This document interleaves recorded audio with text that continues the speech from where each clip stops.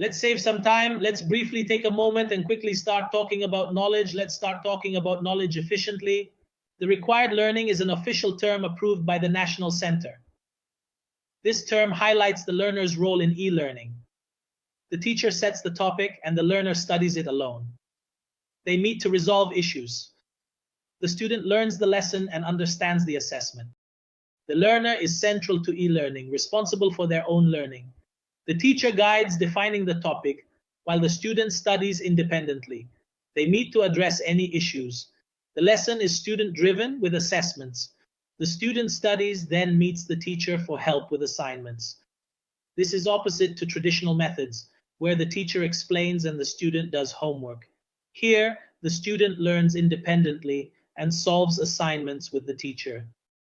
He studies the explanation alone, and then he meets with the teacher, and the teacher begins to solve the problems that the student was exposed to. This means that this strategy, we can say, is that the student takes the next lesson. And then he knows what the calendar is. It could be a calendar or an assessment. So there's an assessment. The student goes to study the lesson, and then they meet with the teacher. What does the teacher do? They might help with the assignments. It's the opposite of the traditional way. In the traditional method, what happened? The teacher would explain, and the student would go do the homework, right? Here, it's the opposite. The student studies independently, learns on their own, and then goes to solve the assignments with the teacher, all right? So this method is reversed or flipped. Let's use the official term. This method is flipped. Instead of the student going to the teacher to study with them and then doing the homework alone, they study on their own first and then go to the teacher. The class itself, or the virtual classroom, is focused on activities, problem solving, tests, questions, and discussions.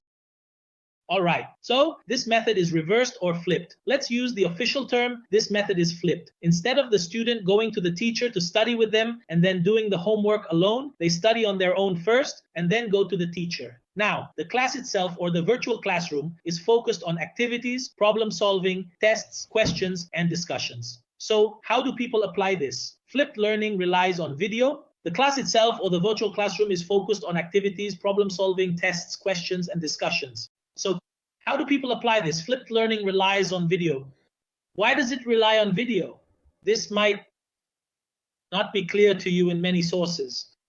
Even the official sources I referred to while preparing this training at the National Center, you are not writing to me about the media. You are told that there are different electronic media. So the student or learner goes to the content, and this content is designed using various electronic media. Like what? What's the most important medium? People, write it down on the screen for me. What's the most important medium that aligns with the flipped learning strategy I'm giving to the students so they can learn from it before they come to me so I can help them with their problems? Here's a question for the chat for my colleagues here at the National Center. It says that I can request various electronic media for the student to learn the lesson or unit independently before meeting with the teacher. What are the most important media that can achieve positive results in the flipped learning strategy? No one has written anything, so I'll write it myself. But Dr. Eman, honestly, I don't want anything after this. Dr. Eman Abdul Aziz Mohammed Al Saeed said that video is the most important medium. It's the center, and Dr. Eman, for the time being, people are fine.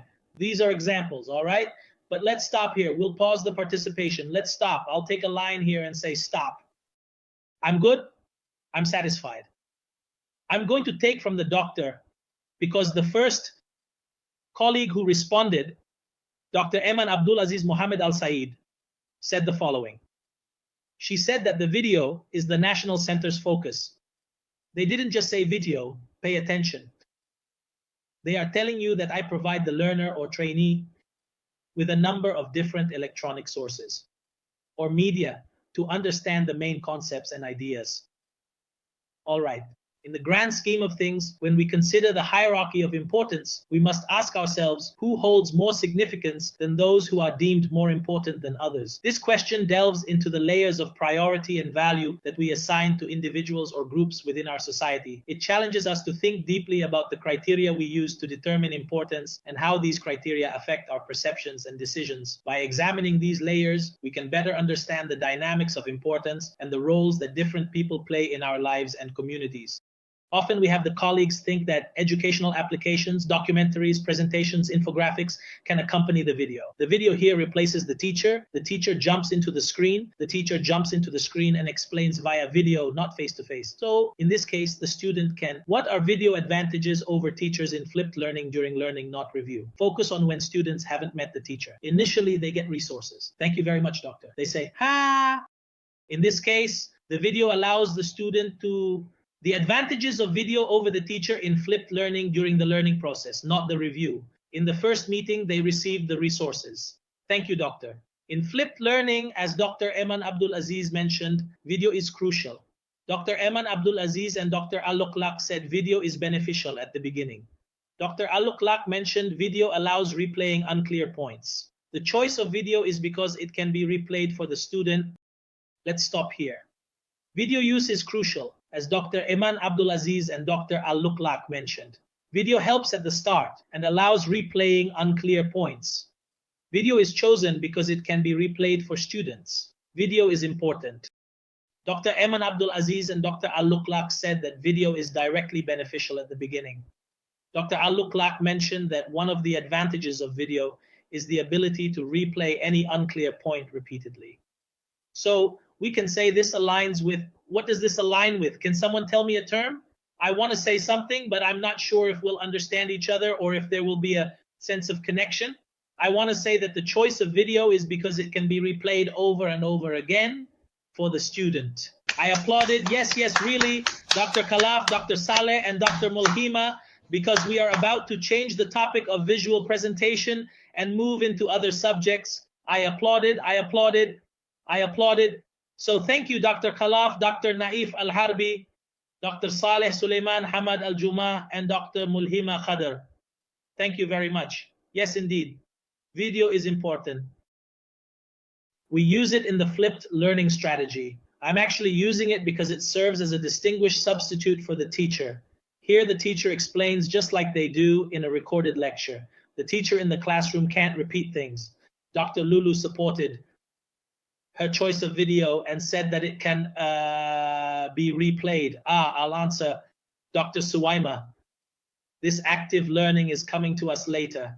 All right, I'll answer you on everything. Everything is implied. We're just talking, but let's focus on flipped learning. I want to explain Dr. Suwaida's strategy. Of course, we have active learning. Of course. All right, so we're talking about individual differences here. In individual differences, we say that student can repeat things over and over again. Repeats over and over again. The student here is addressing individual differences in slow learner. There's a fast learner. And this fast learner, or the smart student, can watch something once and get it. But the slow learner needs to watch it a second time, a third time, a fourth time, and so on, and so on, and so on.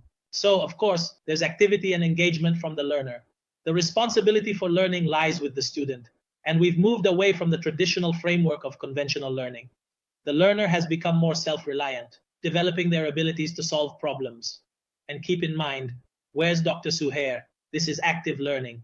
This is implicitly what I'm talking about, doctor. These are the things that the student engages in during active learning, being an active and positive participant, taking responsibility for their learning, stepping out of the traditional learning framework, and relying on themselves to solve their problems. This is implicitly what I'm talking about, doctor. These are the things that the student engages in during active learning, being an active and positive participant, taking responsibility for their learning, stepping out of the traditional learning framework, and relying on themselves to solve their problems. All of this means that this is active learning. In short, it primarily relies on developing thinking and helping learners acquire the ability to solve problems. But here in active learning, there's something different from flipped learning, which is encouraging teamwork and collaboration.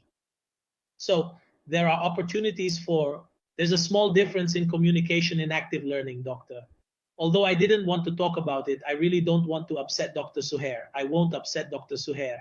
In active learning, there's a small difference between it and flipped learning. All the advantages of flipped learning come from active learning, where the student relies on themselves and the student solves problems on their own. What else is there? The student takes responsibility for their learning as we move away from the traditional framework and use a new learning strategy that enhances the learner's thinking abilities so they can solve their problems. All of this is present with us. Are there differences? Yes, there are differences. One of the differences is that active learning encourages teamwork, collaborative learning, and participatory learning as well. If the professor in flipped learning here, it encourages and creates collaborative and participatory groups among the students. So it starts to transition and blur the line between flipped learning and active learning. Are you with me, Dr. Suhair? All right. So in this part, I'm using flipped learning individually to accommodate the individual differences among learners. The student sits with themselves, watches the video, learns on their own, interacts with the media, and takes responsibility for their learning. They can watch it repeatedly because if the teacher explains it just once, it might not be enough. No, they can watch it once, twice, 3 times, 4 times, and so on. Thus, they are using the flipped learning strategy, which essentially has the characteristics of active learning.